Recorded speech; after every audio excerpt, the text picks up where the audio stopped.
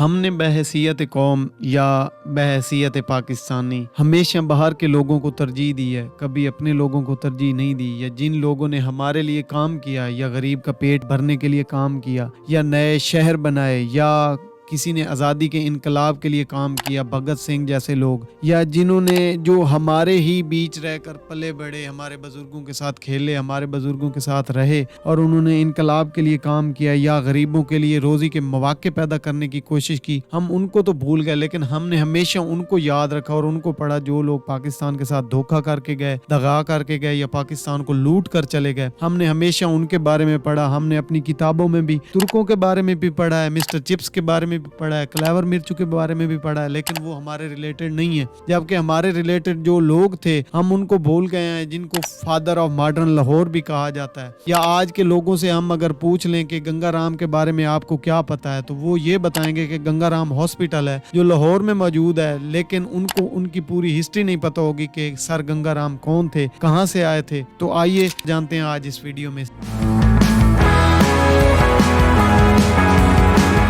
السلام علیکم ناظرین، آپ دیکھ رہے ہیں رضوان حیدر آفیشیل اور میں ہوں رضوان حیدر۔ آج ہم بات کرنے جا رہے ہیں سر گنگا رام کے بارے میں، جن کے بارے میں تقریباً لاہوریوں کو، آج کل کے لاہوریوں کو تو نہیں پتا، لیکن پرانے لاہوری جو گزر چکے ہیں تقریباً ان کو پتہ ہوگا، کیونکہ یہ 1920-25 کی باتیں ہیں اور یہ ایسے سمجھ لیں کہ آج کی یوتھ کو تو بالکل ہی نہیں پتا، کیونکہ آج کل کے جو ماڈرن سکولوں میں بچے پڑھ رہے ہیں اگر ہم ان سے بھی جا کے پوچھیں کہ آپ گنگا رام کے بارے میں کیا جانتے ہیں تو وہ ان کے بارے میں کچھ بھی نہیں جانتے ہوں گے، کیونکہ ہمیں نہ پڑھایا گیا ہے نہ بتایا گیا ہے کہ ماڈرن لاہور کا جو بانی تھا یا کوئی بھی کسی چیز کو بھی آپ دیکھ لیں تو اس کے بانی کے بغیر کوئی بھی چیز نہیں بن سکتی۔ اسی طرح sir Ganga Ram father of modern Lahore بھی کہا جاتا ہے، جن کو 13 اپریل 1851 کو شیخو پورہ کے مانگت والا گاؤں میں پیدا ہوئے تھے۔ جب وہ لاہور کے انجینئر بنے برٹش سسٹم کے ذریعے تو انہوں نے پورے لاہور کا نقشہ ہی بدل دیا۔ اگر آپ جائیں تو لاہور میں جو پرانی عمارتیں ہیں یا جو پہچان ہے لاہور کی یا جن کی وجہ سے لاہور کا انفراسٹرکچر جو ہے وہ بہت قابل تعریف ہے یا جو یاد کیا جاتا ہے، تو وہ ان کا سب کا بانی جو تھا وہ سر گنگا رام ہی تھے۔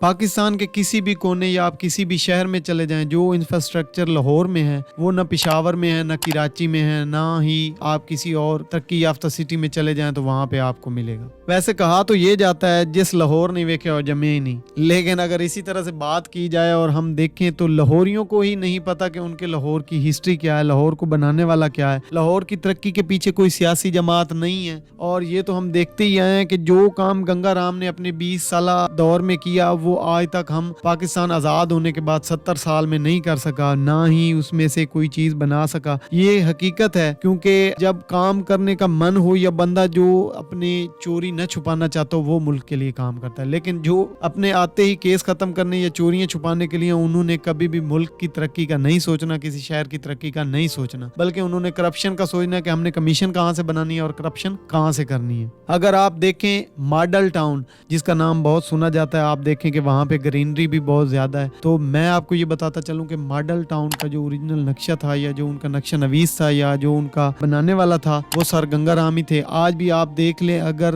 ماڈل ٹاؤن ہم جاتے ہیں تو اس کا نقشہ اسی حساب سے بنایا گیا کہ ہر گھر کے دروازے کے ساتھ یا ہر گھر کے آگے پیچھے درخت لگے ہوئے ہیں۔ کوئی بھی سٹی لے لیں آپ، لاہور کی جو سوسائٹی نیو بن رہی ہے اس میں چلے جائیں تو اس میں یہ چیزیں آپ کو نہیں ملیں گی۔ سر گنگا رام یہ 1920 میں سوچ رہے تھے کہ ہم نے اپنی انوائرمنٹ خراب نہیں کرنی، اگر انوائرمنٹ خراب کریں گے تو ہم بہت تنگ ہوں گے، لیکن وہ تب سوچ رہے تھے اور آج ہم نے وہ چیزیں خراب کر دی ہیں۔ اسی طرح سے لاہور کی کچھ مشہور عمارتیں ہیں جن میں سے ایک جی پی او ہے، جی پی او کے بانی بھی ایسے سمجھ لیں کہ سر گنگا رام ہی ہیں۔ اسی طرح سے لاہور میوزیم ہے یا ایچسن کالج ہے، یہ ساری چیزیں جو ہیں سر گنگا رام کی بنائی ہوئی ہیں۔ آپ دیکھ لیں کہ میو اسکول ہے یا اس کے بعد نیشنل کالج آف آرٹس ہے، یہ بھی سر گنگا رام کا بنایا ہوا ہے۔ آپ دیکھیں کہ 1920 کی دہائی میں ایک بندہ یہ ساری چیزیں کر رہا تھا اور سوچ رہا تھا کہ اگر ہم نے قوم کو آگے لے کے جانا ہے تو ہمیں ان کے بارے میں سوچنا ہوگا، ہمیں انوائرمنٹ کے بارے میں سوچنا ہوگا، اور وہ تب 20 کی دہائی میں جو ہے اکانومی کی بات کر رہا تھا کہ ہمیں اپنی قوم کو ترقی دینے کے لیے یا آنے والے وقت کو سنبھالنے کے لیے اپنی اکانومی مضبوط کرنی ہوگی اور ہمیں اس چیز پہ کام کرنا ہوگا۔ جبکہ آج کا وقت ہم دیکھ لیں، جب ہمارے پاس ٹیکنالوجی بھی ہے اور ہر چیز موجود ہے، لیکن ہم اکانومی میں بہت پیچھے جا چکے ہیں۔ بے شک اس وقت وہ پاکستان میں نہیں تھے، لیکن وہ تھے لاہور میں، جو لاہور پاکستان کا حصہ ہے اب،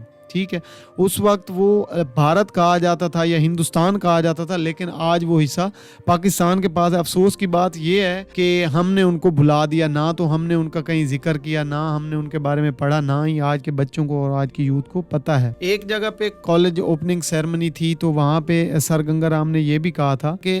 یہ جو کچھ ہم کر رہے ہیں یہ اپنے آنے والی نسلوں کے لیے کر رہے ہیں, تاکہ ہماری آنے والی جو نسل ہے وہ بدلے اور کام کرنے کا طریقہ بنا رہے ہیں تاکہ ہماری قوم ترقی کر سکے, ہم اپنی اکانومی مضبوط کر سکیں. یہ گنگا رام 1920 میں کہہ رہے تھے, جو ہم آج بھی نہیں کر رہے. اسی طرح سے جب 1947 کی بات آئی تو کافی سارے جب بٹوارے ہو رہے تھے اور ملک تقسیم ہونے کی باتیں چل رہی تھی یا ملک تقسیم ہو رہے تھے, تو اس وقت یہ ایک طریقہ کار چل چکا تھا کہ وہاں پہ اگر کسی مسلمان پر کوئی ہندو حملہ کر دیتا تو یہاں کے مسلمان جو تھے وہ ہندوؤں پر حملہ کر دیتے تھے. مطلب وہ کراس سسٹم چلا رہے تھے کہ وہاں پہ اگر مسلمانوں پہ کسی نے حملہ کیا تو یہاں پہ وہ ہندوؤں پہ حملہ کر دیتے تھے. 1947 کی یہ بات ہے, جب ہم آزاد ہو رہے تھے اور آزاد ہو کے ہم پھر سے غلام بن گئے, تو تب ہماری جو اس وقت کی عوام تھی اس نے سر گنگا رام کا پتلا بھی توڑا. ظلم تو ہوئے بہت سارے اس وقت میں بھی, پتلا توڑا, کالک ملی اور بہت کچھ غلیظ کیا. اور سارا کچھ کرنے کے بعد جب ان کو ہاسپٹل میں لایا گیا تو ریونج دیکھیں کہ ان کو ہاسپٹل میں علاج کے لیے بھی گنگا رام ہاسپٹل میں لایا گیا. تو میرے خیال سے تب اگر وہ غیرت والے ہوتے تو وہ وہاں سے علاج نہ کرواتے, بلکہ کہتے کہ ہم مر جائیں گے, اس ہاسپٹل میں علاج نہیں کروائیں گے جس کا ہم نے پتلا توڑا. اس کے علاوہ گنگا رام سر کے گاندھی صاحب سے بہت جو تھے وہ اختلافات تھے.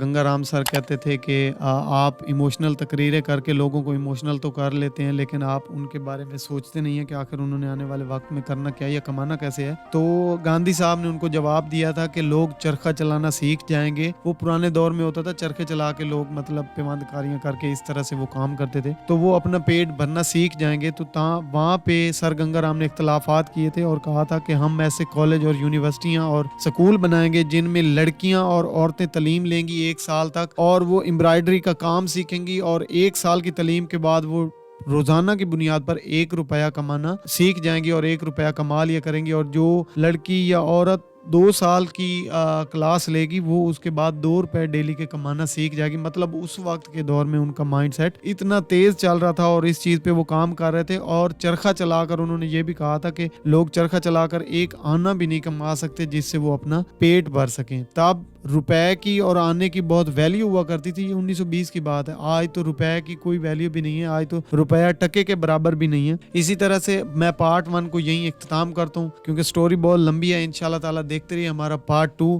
تب تک کے لیے اللہ حافظ.